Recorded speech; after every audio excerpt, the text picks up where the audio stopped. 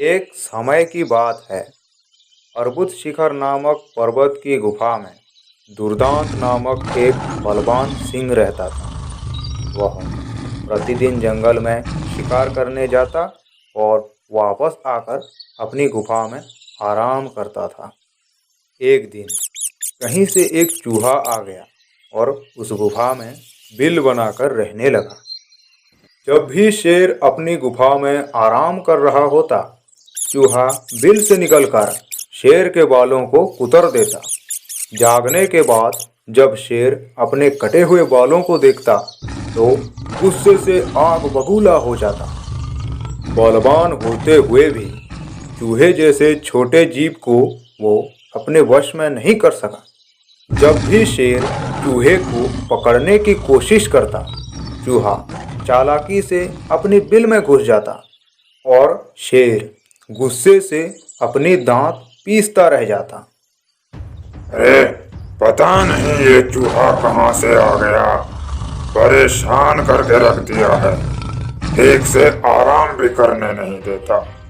मैं अपनी ऊर्जा इस पर व्यर्थ नहीं करूँगा, लेकिन कुछ ना कुछ तो करना पड़ेगा। मैं कल जंगल में जाकर इसके परम शत्रु को लेकर आऊंगा। अगले दिन शेर जंगल में गया और एक बिल्ली को ले आया। शेर रोज बिल्ली के लिए ताजा मांस लेकर आता और प्यार से उसे खिलाता। बदले में शेर जब आराम करता तो बिल्ली उसके पास पहरा देता। बिल्ली की मौजूदगी में चूहा डर के मारे बिल में घुस जाता था। शेर अब चैन की नींद सोने लगा। प्रतिदिन ताजा मांस खाकर बिल्ली स्वस्थ होने लगी।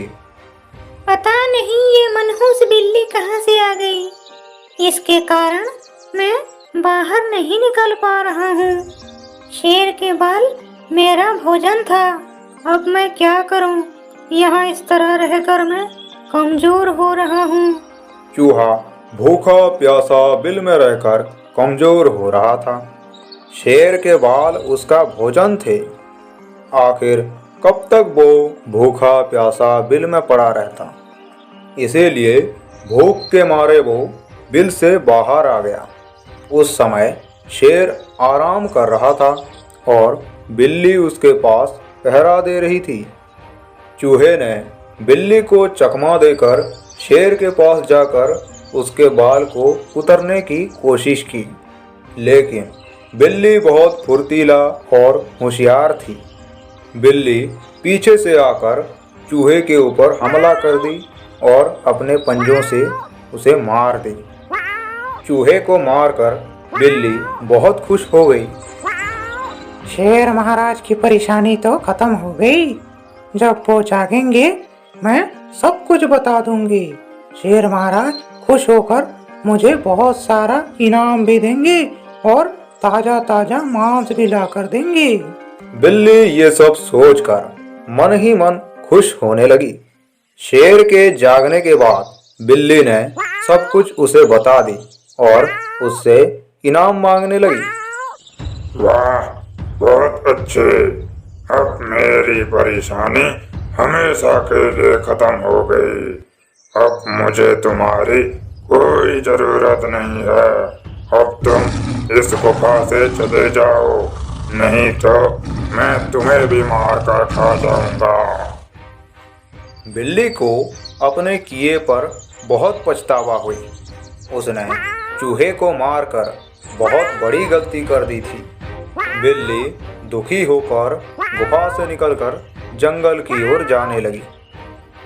दोस्तों, इसीलिए आप सब भी समझ जाएं कि ज़रूरत पड़ने पर ही लोग हमें हमेशा याद करते हैं, उसके बाद हमें भूल जाते हैं।